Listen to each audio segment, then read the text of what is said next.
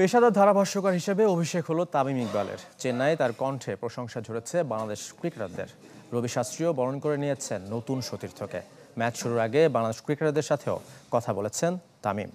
Morning Tamim, morning Murali Karthik. পেশাদার ধারাভাষ্যকার হিসেবে অভিষেক তামিম ইকবালের, স্বাগত জানালেন রবি শাস্ত্রী। তামিম ইকবালের পরিচয় কি?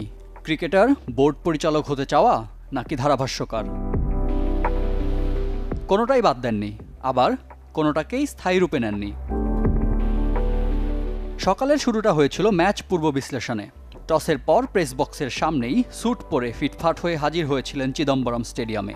স্টার স্পোর্টসের বিশ্লেষণী অনুষ্ঠানে দীনেশ আর মুরালি কার্তিকের সাথে দেখা গেছে মাঠে, পরে ধারাভাষ্য কক্ষে। চেন্নাইয়ের মেঘলা আকাশে বাংলাদেশ পেসাররা আগুন ঝরিয়েছেন, আর তার বর্ণনা দিতে গিয়ে ভালোই উপভোগ করেছেন তামিম।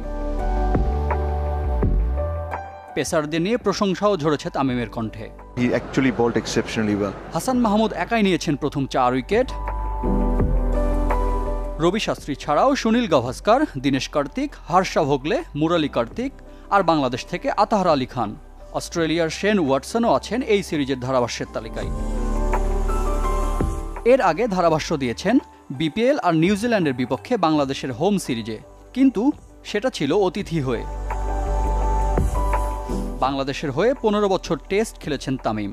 2008 সালে অভিষেক হওয়ার পর খেলেছেন 70 টেস্ট। অসংখ্য রেকর্ড আর ল্যান্ডমার্ক তামিমের নামের পাশে। শেষ টেস্ট খেলেছেন গত বছরের এপ্রিলে। টেস্টের পর রঙিন পোশাকে বাংলাদেশের ম্যাচে দেখা মিলবে তামিমের।